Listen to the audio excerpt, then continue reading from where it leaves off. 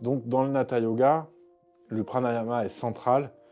Le pranayama se fait dans les postures et dans le pranayama, on met systématiquement des visualisations, des mantras et des bandhas, des contractions.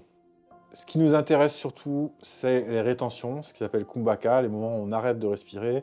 Et là où on se dirige, c'est vers le non souffle, c'est-à-dire respirer, nirvriti, ça s'appelle, c'est respirer avec le moins d'air possible, ou quasiment ou pas d'air, un souffle énergétique.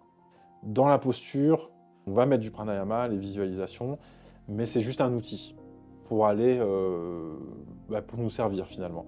Que ce soit pour garder le corps en bonne santé ou pour accomplir un objectif, puisque on peut, voilà, même si on ne doit rien attendre de la pratique du yoga, on peut aussi avoir un accomplissement et atteindre des objectifs, ou en tout cas aller dans une direction avec notre pratique. Donc les postures peuvent aussi servir à ça.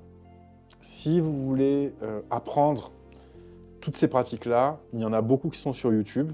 Donc c'est sur YouTube, à votre disposition. N'hésitez pas à poser des questions en commentaire.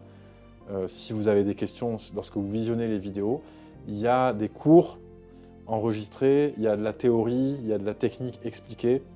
Et je donne des cours aussi sur Zoom, vous pouvez essayer un cours gratuitement.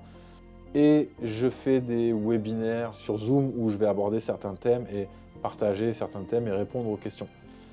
En ce qui concerne les formations, j'ai une formation qui est déjà prête sur le pranayama, le premier module, et une sur la gestion du stress, donc anti-stress, une pour apprendre à méditer facilement, et une pour le bien-être du dos, notamment le bas du dos, parce que c'est un sujet que je connais bien, moi-même ayant eu beaucoup de problèmes de dos, puisque je me suis fait renverser par une voiture quand j'avais 8 ans, je pense, enfin quand j'étais très jeune.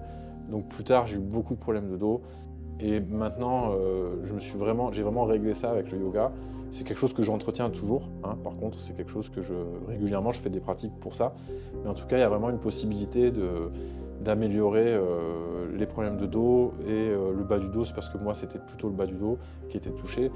Mais de manière générale, ces pratiques-là, de toute façon, sont des pratiques de santé. Mais la formation, voilà, va plutôt être dédiée au bien-être du dos.